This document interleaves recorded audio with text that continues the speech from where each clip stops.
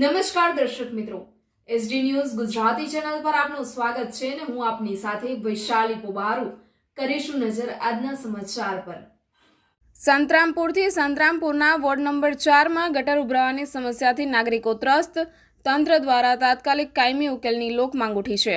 સૂત્રો દ્વારા મળતી માહિતી અનુસાર સંતરામપુર નગરપાલિકા હદ વિસ્તારમાં આવેલા વોર્ડ નંબર 4માં મરકઝ મસ્જિદથી માંડીને મોટી મસ્જિદ સુધીના વિસ્તારોમાં આજે 22 મે 2025ના રોજ સાંજના સમયે મોડે ગટરોનું ગંદુ પાણી અંદાજે અડધા કિલોમીટર વિસ્તાર સુધી ફરી વળતા સ્થાનિક રહેવાસીઓ, રાહદારીઓ તથા વાહન ચાલકોને અને નમાઝ પડવા આવતા નમાજીઓને ભારે હાલાકીનો સામનો કરવો પડ્યો છે અને નમાઝના સમયગાળા દરમિયાન આ હાલતમાં વધુ ગંભીરતા આવી હતી।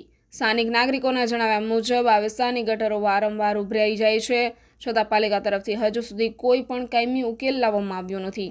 સમસ્યાની પુનરાવૃત્તિથી નાગરિકોમાં ભારે અસંતોષ વ્યાપી ગયો છે। આ વોર્ડના ચૂંટાયેલા સભ્યોએ પણ અત્યાર સુધી કોઈ અસરકારક કાયમી પગલાં લીધા નથી, જેને કારણે નાગરિકોમાં રોષનો માહોલ છે। લોકોની માંગ છે કે સંતરામપુર નગરપાલિકા તથા વોર્ડના ચૂંટાયેલા પ્રતિનિધિઓ તાત્કાલિક વિસ્તારમાં દોરા દે અને સફાઈ કામકાજ તાત્કાલિક શરૂ કરી સતત રહી શકાય તેવી વ્યવસ્થા ઊભી કરે।